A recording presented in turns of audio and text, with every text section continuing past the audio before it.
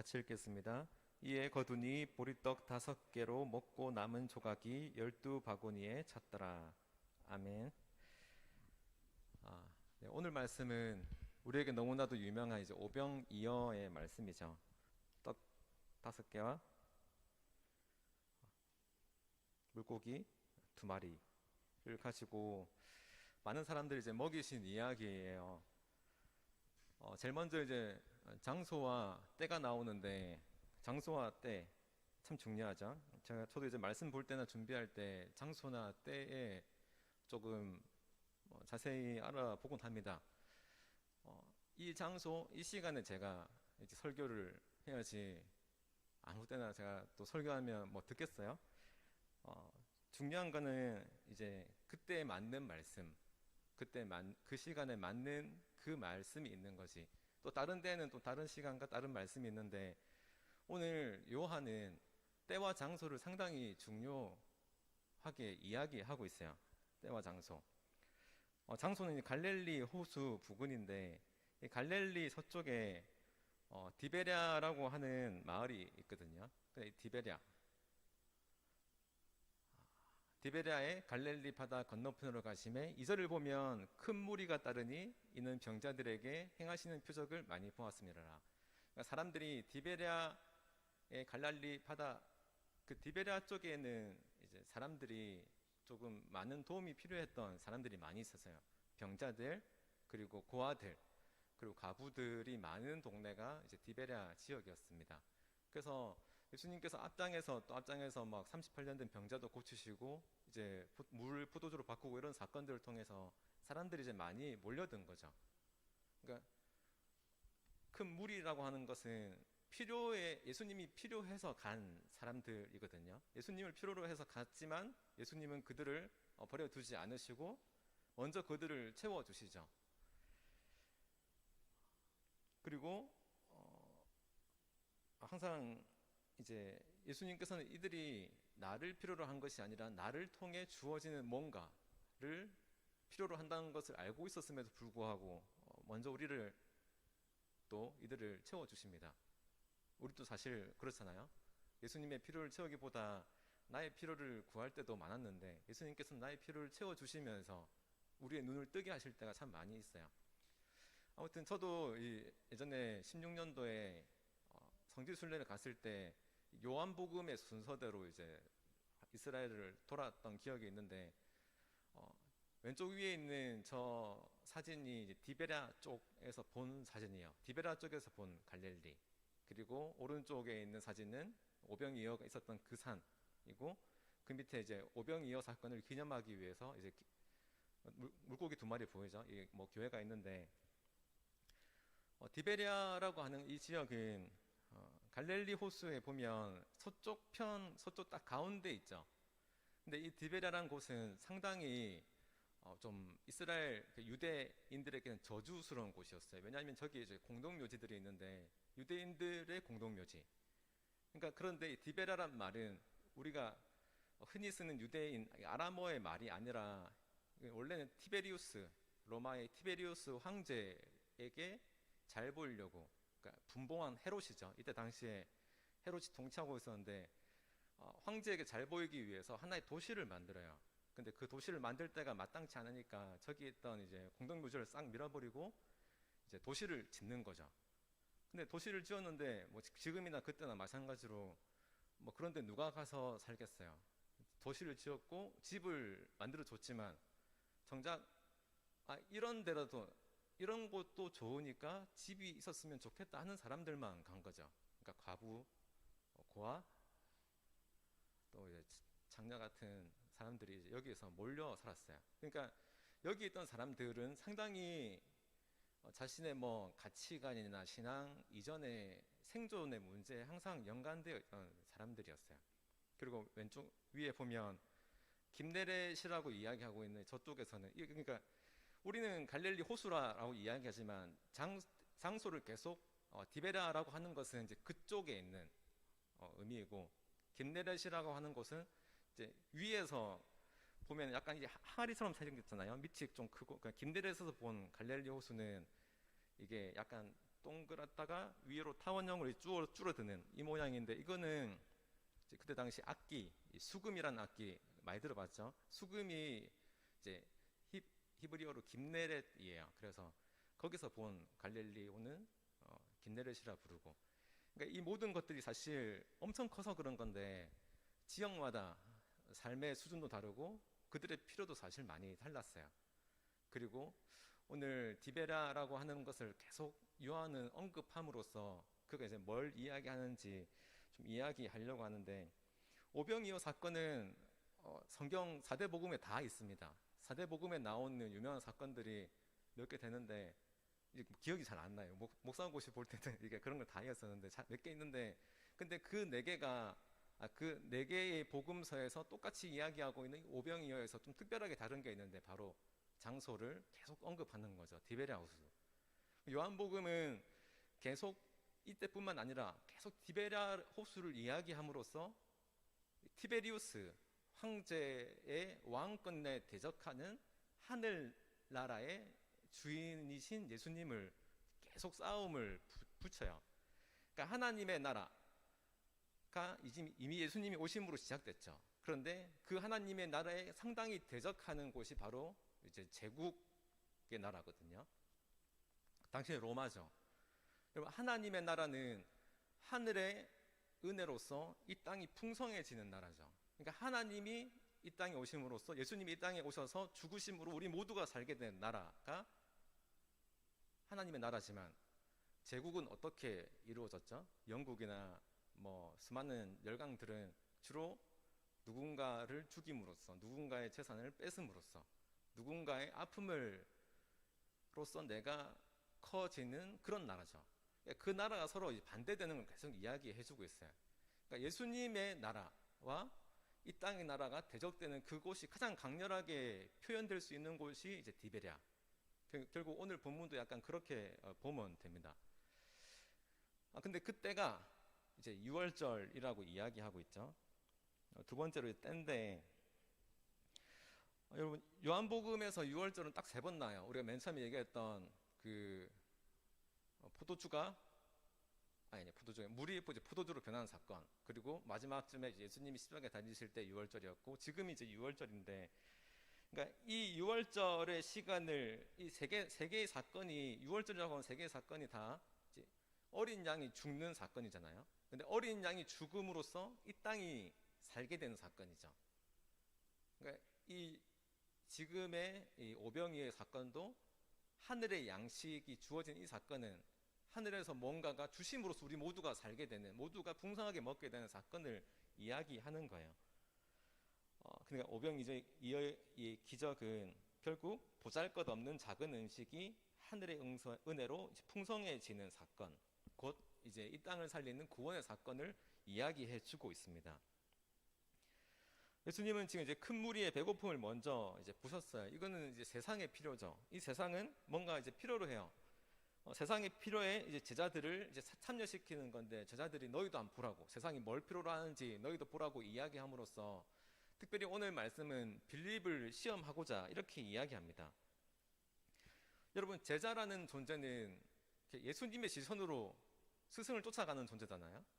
예수님의 시선으로 보고 예수님의 마음으로 품고 예수님이 가는 곳에 그 발 따라 가는 것이 이제 제자의 모습인데, 그럼 왜 빌립을 시험했냐면, 빌립이 옆에 있었거나, 아니면은 이 디베랴라는 동네가 빌립의 고향이랑 가장 가까운 마을이었거나, 아니면은 빌립에게 특별히 뭔가 훈련시키고자 하는 게 있었을지도 모른다 라는 여러 가지 의견이 있지만, 사실 다 중요할 수도 있고 사실 중요하지 않을 수도 있어요.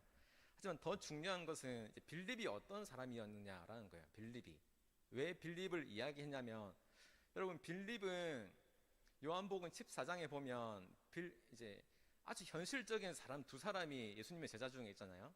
도마와 빌립. 그러니까 내가 이제 곧 아버지의 나라, 십자가에 달려 죽은 후에 아버지의 나라로 갈 텐데, 너희가 이 땅 가운데 내가 했던 그 사명, 내가 했던 그 길을 살아가길 바란다 라고 이제 이야기를 예수님이 하시거든요. 근데 빌립은 하나님의 나라를 우리가 잘 모르겠다고, 하나님을 보여주면 내가 조금 더 믿을 수 있겠다 이렇게 이야기를 해요. 그때 예수님께서 너희가 나를 봤으면 너희가 나를 보면 하나님도 본 거다. 내가 어떻게 살았는지를 너희가 안다면 너희가 곧 하나님의 나라 속에서 사는 거다라고 이제 이야기를 해주는 거거든요. 근데 이 빌립이 맞는 말이잖아요. 그러니까 엄청 현실적인 말이죠. 틀린 말이 아니라 맞는 말이에요. 정확한 사람인데 그래서 이 6장에서도 뭔가 합리적이고 정확한 시선을 가진 제자들, 우리가 합리적이고 정확한 시선을 가지고 있다라고 생각되는 그때쯤에 예수님은 우리에게 특별히 뭔가 이야기를 해주신다라는 겁니다. 7절인데 이 빌립이 어떻게 해결할 수 있느냐라고 이야기했을 때 약 200데나리온의 돈이 필요하다라고 이제 이야기를 했어요. 당시에 노동자의 하루에 이제 값이 그러니까 삭시 이 노동의 대가가 1데나리온인데 약 이제 6개월에서 7개월 정도의 돈이 필요하다라는 거죠. 그러니까 그만큼 이제 합리적이었던 거예요.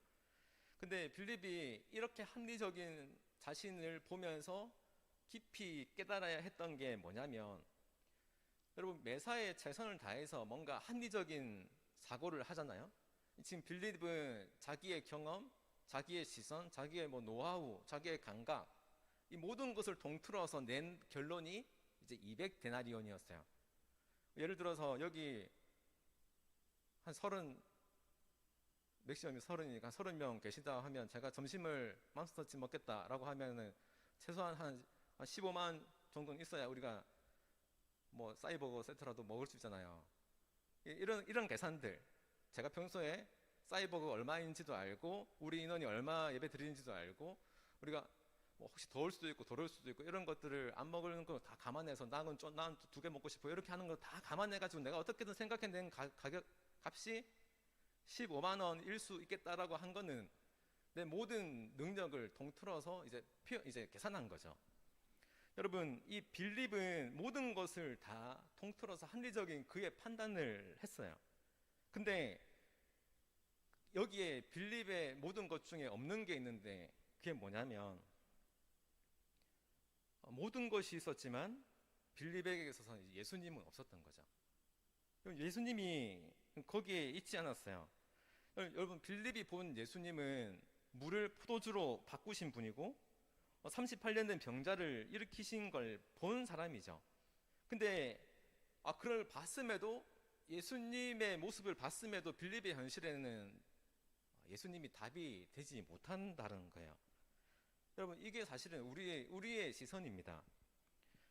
그럼 지금 그를 당황시킬 만한 문제가, 빌립을 당황시킬 만한 문제가 그의 앞에, 우리의 앞에 있을 때 우리는 우리의 이성, 우리의 감각, 우리의 본능, 우리의 모든 생각을 통틀어서 내가 뭔가 문제를 해결해 보려고 하지만 그때 예수님이 없을 때가 꽤 많이 있다라는 거죠. 그리고 예수님은 그 문제에 대해서 이제 답을 이야기하시는 거예요.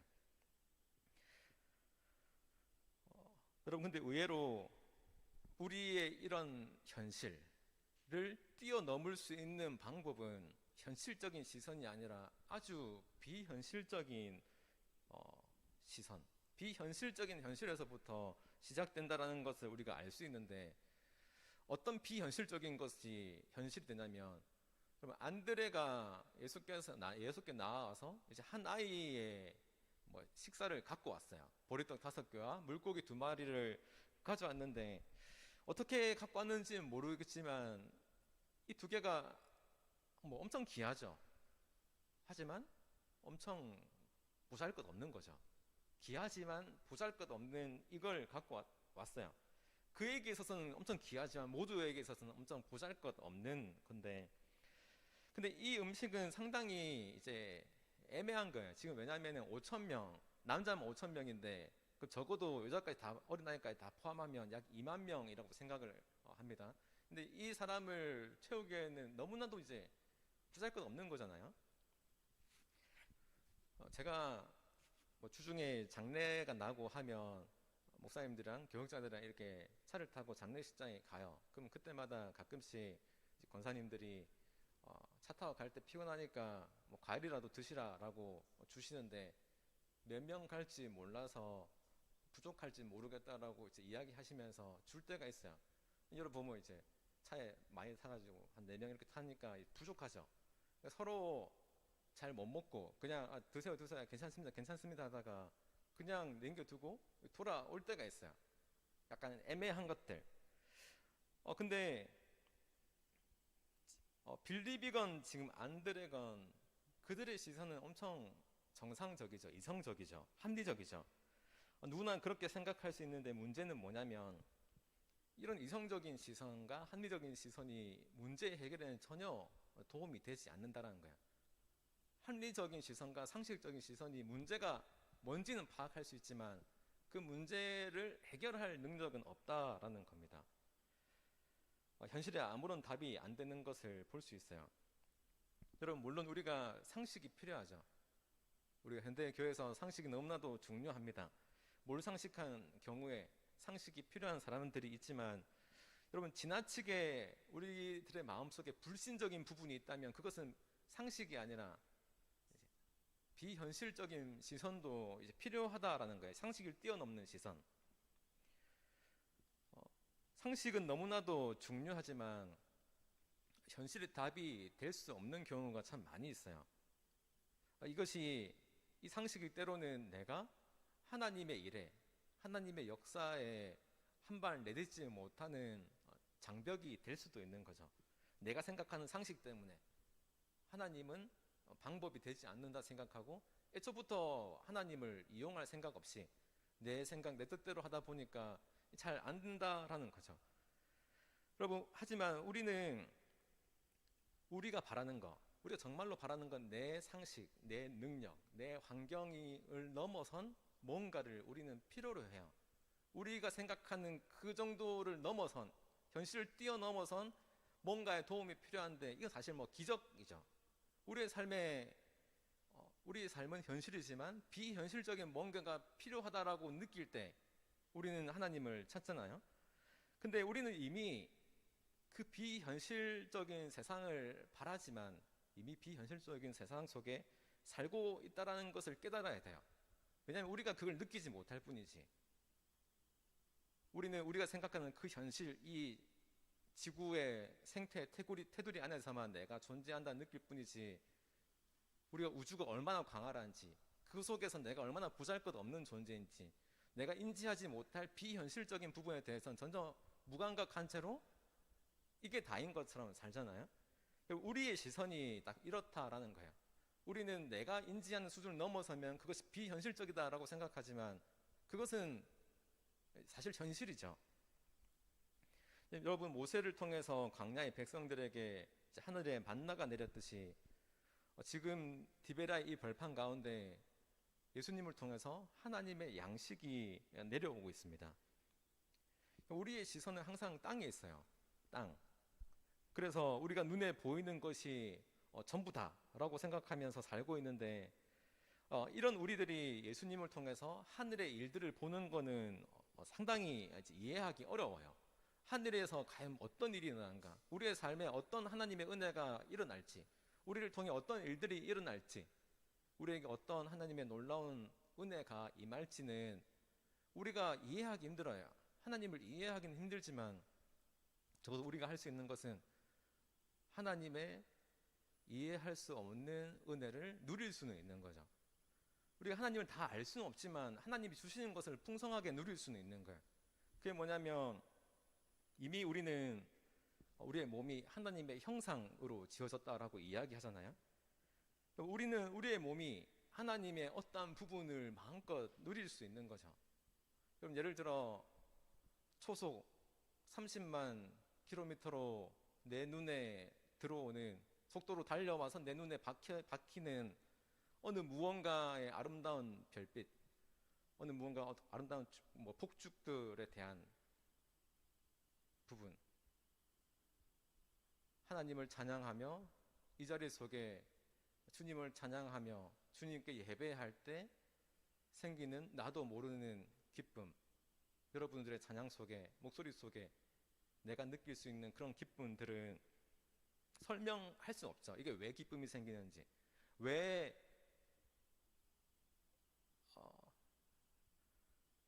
오늘 어느 선생님께서 이제 뭐 뱃속의 아이가 뭐 이런 얘기 하던데, 여러분 이게 우리가 이해하는 것과 누리는 거는 상당히 차이가 있어요.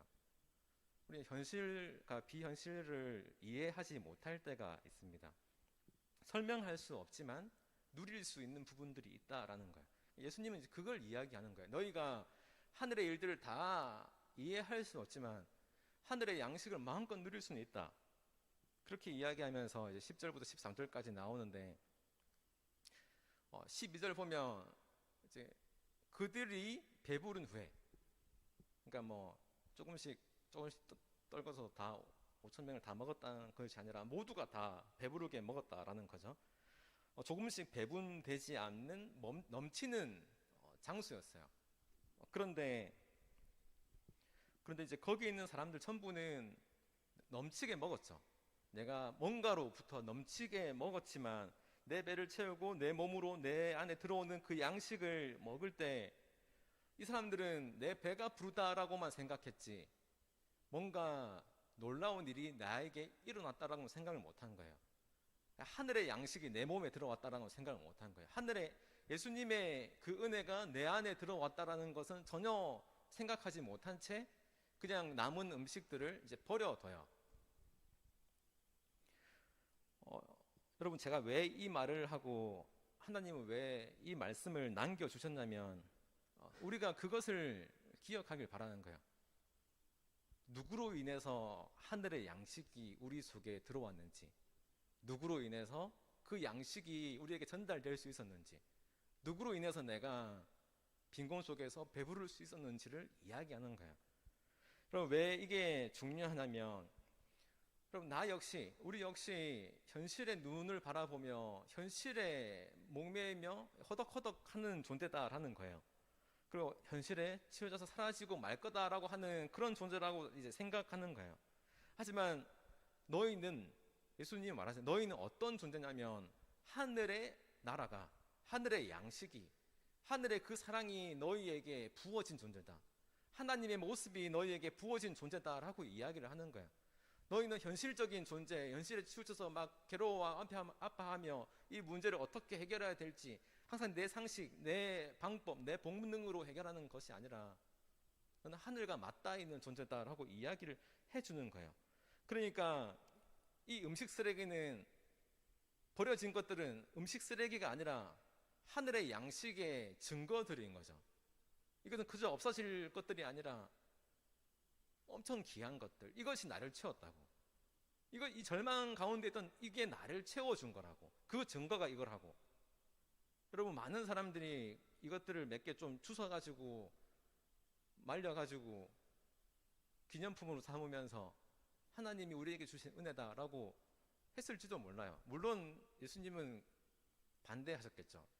우상이 될 수 있으니까, 너희가 이걸 예배할 존재가 되니까 라고 생각했을지 모르겠지만 아무튼 그런 거라는 것을 이야기하는 거예요. 그러니까 유대 지역에서는 예수님이 축사하시고 나눠주거든요. 근데 유대 지역에서는 아버지 가장만, 집안의 가장만 축사를 하고 식사를 하게 해요. 실제로 저희 집도 항상 식사 기도는 거의 제가 다 합니다. 아무튼 이렇게 함으로써 예수님은 배고픔을 채워주는 유대인들의 아버지의 역할을 감당하고 있는 거죠. 방금 얘기했지만 이것들을 말려가지고 지금 우리가 그것들을 찾아서 예수님께서 오병이어의 기적을 일으킨 증거다라고 이야기하면 좋겠지만 사실은 그럴 필요가 없어요. 왜냐하면 그 증거보다 더 확실한 증거가 바로 여기 있는 우리들 자신이기 때문입니다. 그리고 하늘의 은혜가 들어온 가장 큰 증거는 바로 우리 자신들이에요. 우리 모두가 하나님의 형상, 또 하나님의 나라가 거하는 증거들이기 때문인 것이죠. 그럼 그래서 우리들이 어떻게 살아가야 되느냐, 우리 신앙생활을 어떻게 해야 되느냐 하면 내 본질이 뭔지, 내가 하나님이 왜 우리를 만들었는지, 하나님께서 우리에게 무엇을 회복시키길 원하는지 찾는 게 곧 우리 신앙의 여정이다라는 거예요. 여러분 오랫동안 오병이어의 기적은 선교에 관련된 거였어요. 선교. 그러니까 예수님이 축사하시고 그들을 먹이사, 제자들을 통해서 그들을 먹이사라고 했을 때 항상 우리는 이제 그들을 먹이는 존재, 여러분은 뭔가 하는 존재라고 이제 이야기를 많이 했거든요. 물론 저도 그렇게 설교를 많이 했었어요. 근데 요한복음은 그들을 먹이사가 없어요.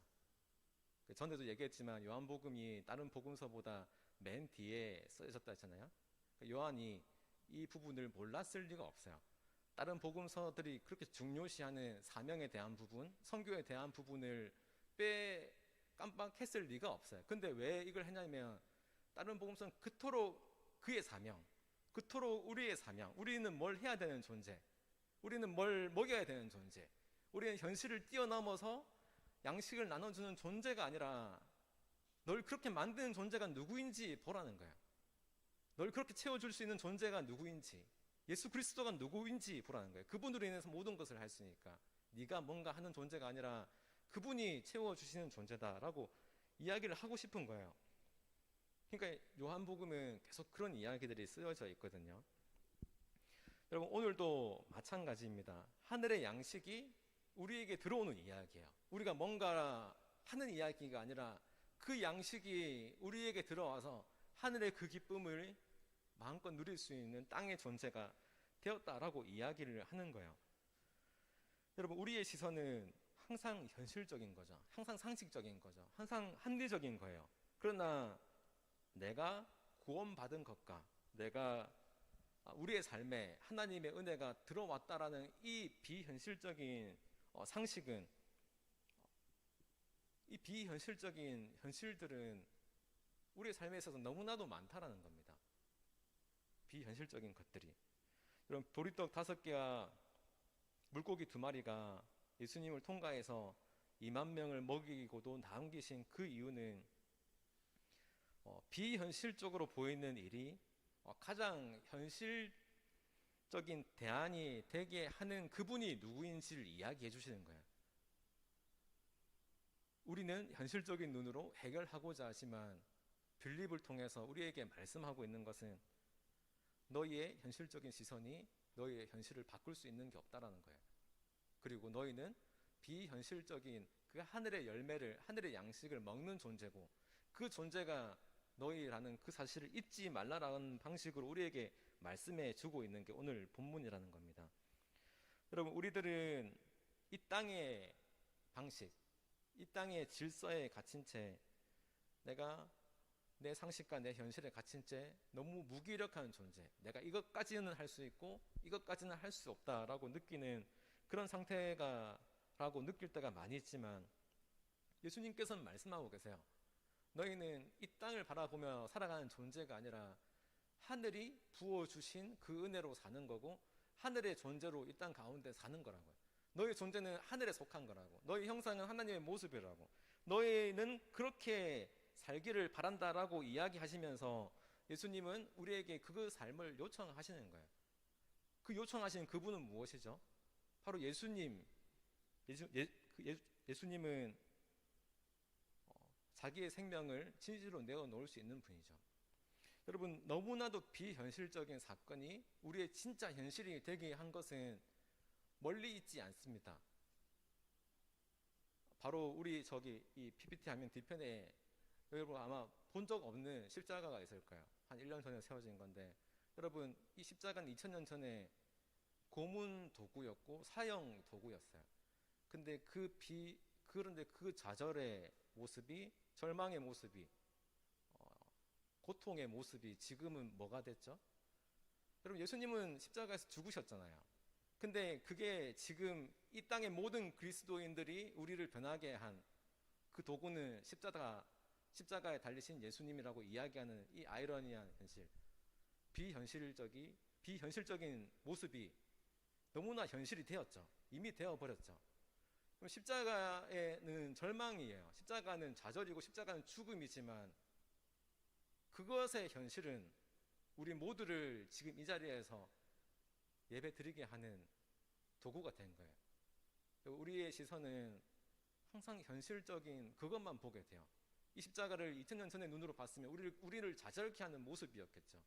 하지만 예수님은 그 좌절을 희망으로 바꾸셨고 그 절망을 생명으로 바꾸시게 하실 수 있는 분이 나다라고 이야기하면서 그 절망의 도구를 사용하시는 거예요. 그게 나다. 이곳에 하늘의 생명이 들어가면 너희의 인생도 십자가가 아니라 구원의 자리가 될 것이다 라고 이야기를 하시는 겁니다. 여러분, 그분이 예수님이라는 거예요. 그분이 비현실적인 현실을 살게 해주시는 분이라는 거예요. 그분이 우리의 상식과 우리의 현실을 뛰어넘어서 답을 제시해 줄 수 있는 분이라는 거예요. 너희가 십자가를 볼 때 진짜 절망에서 벗어나 희망이 되는 그 비현실을 맛보게 될 거라고 우리에게 말씀하시는 겁니다. 여러분, 우리가 그 길이 진짜라는 것을 기억했으면 좋겠어요. 항상 모든 것을 우리의 상식으로, 우리의 능력으로, 우리 직관으로 보는 것이 아니라 현실을 뛰어넘어선 예수 그리스도의 그 하늘의 양식을 꿈꾸며 하늘의 은혜를 꿈꾸며 우리의 모습 이상으로 우리를 이끌어 주실, 우리와 함께 해주실 예수님을 바라보며 살아가는 우리 고등부가 되기를 축원합니다. 우리 찬양하고 기도하겠습니다.